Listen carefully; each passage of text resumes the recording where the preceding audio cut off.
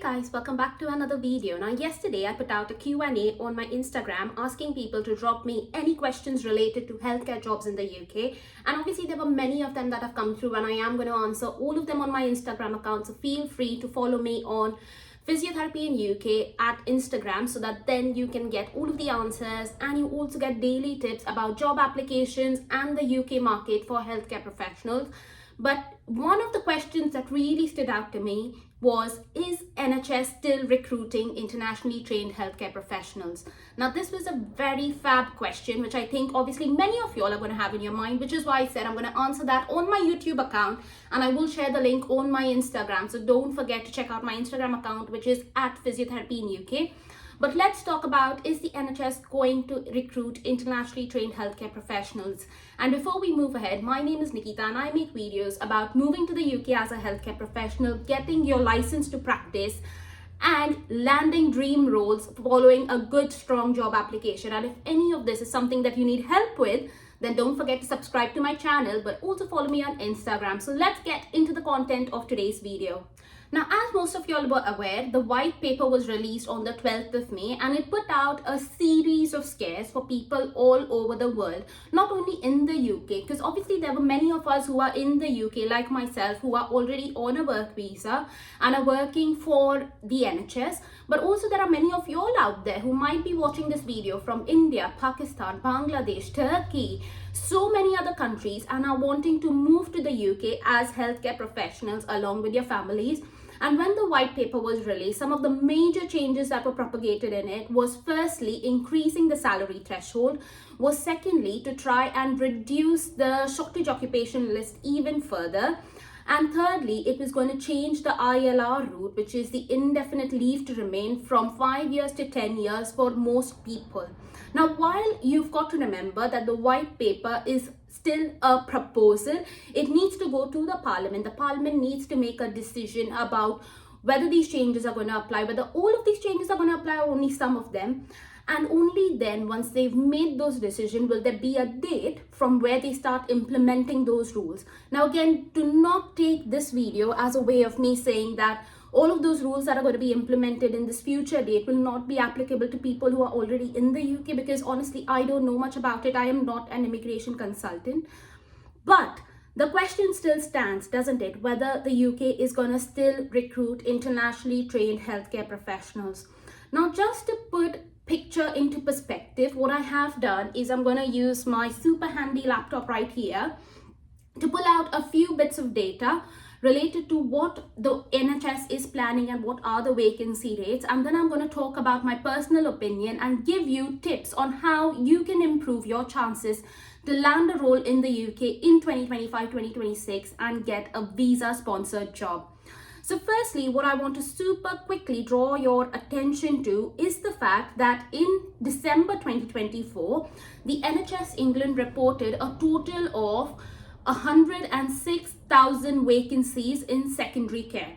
Now that is 106,000 vacancies, and this figure was encompassing different roles, which included obviously nurses who had about 27,000 plus vacancies, medical doctors who had 8,330 vacancies, and then there were also other healthcare professionals from the allied healthcare background who had large number of vacancies. Now this included dietitians at 13.2% vacancies, occupational therapists at 10.9% vacancies, and podiatrists at 9.6% vacancies.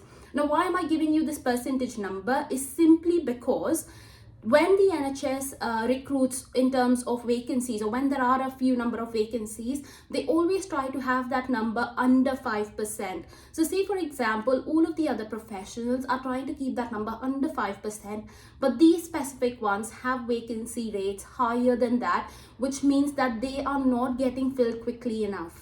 The article further goes on to say that the NHS JOBS website reflects a dynamic nature of recruitment with thousands of positions advertised at any given time. For instance, in 2025, there were about 7,000 job listings alone across various roles and locations. So for any of y'all who are saying that there are no job listings coming out, this data says differently. Now, again, we just want to move ahead and say that it is also worth noting that the recruitment patterns can be influenced by budgetary constraints, policy decisions, etc. And in some cases, so for example, some trusts said that they would have a certain hiring freeze because they've overgone their budgets in terms of international recruitment. So again, that is an important point to consider. And if you are interested in knowing which trust had a bit of a hiring freeze, feel free to check out my Instagram account because I've put out a detailed reel on that topic over there. But again, what I then want to just highlight is the NHS had a 5-year plan to increase the total number of healthcare professionals from the UK. Now, this was a long-term plan that was going to span across 5 years because people want to get trained in the UK and they are trying to increase that by about 25%. Now, again, remember, this is a long-term plan. It is not happening right now. Right now, there were over 100,000 plus vacancies, which are still being unfilled. And that is not including people who are already on locum positions or on temporary positions, because again, those positions need to get full-time permanent staff in there. What I'm just trying to say through all of this rambling is the vacancy rate is still quite high, and they are still trying to hire NHS professionals. If you don't believe me, check out these 2 comments that I've received recently. Well, they're not comments, they're DMs on my Instagram account. But this is of a person who landed a band 4 role within, I want to say 4 weeks of having a 1-to-1 session with me on building up her job application. And the other person has also landed a role and is planning to come to the UK really soon following her health and care visa. Now, this is in no way to say that you're going to get a job really easily, but if you are seriously interested in landing a role in the UK and need help and guidance with it, feel free to book a 1-to-1 session with me where I go through your job application and give you tips on how you can make your application stronger, tailor it more to the UK standards, and make your skills, which you have gained in your home countries back home, more clinically relevant to the UK standards at the minute. If you are interested, feel free to comment session below and I'll send you the link where you can book a session directly or drop me a DM on Instagram. But now that we've covered that, let's talk about a few tips for you to start landing roles in 2025. Now, one of the most important things is having your HCPC registration. I cannot emphasize this enough. Get your HCPC registration, guys. A lot of you out there do not even have your license to practice. So the HCPC stands for Healthcare Professional Council, and you need the registration if you are a allied healthcare professional, or you will need your NMC registration if you are a nurse, if you want to work in the UK. Now, once you've got that registration, you can start applying for band 5 roles or band 6 roles or anything above band 5 basically. The second sort of top tip that I have for you right here is look at the jobs that you are applying for. If you are applying for part-time position, temporary 6-month, 9-month positions as an internationally trained professional, you are not going to land those roles. It is simply because these roles are temporary and they will not sponsor your work visa for these roles. So the kind of roles that you are trying to go for are full-time permanent positions, which are about 37.5 hours per week. Once you apply for those roles and get shortlisted for those roles, you can then interview for them and they are more likely to sponsor your visa. The third question that I get very commonly asked is, are all NHS trusts going to sponsor your visa? Now, in my experience over the last couple of years, what I've noticed is if it is a full-time permanent position, you are more likely to get sponsored by your NHS trust. All you've got to do is they usually have an email mentioned right at the bottom of the screen.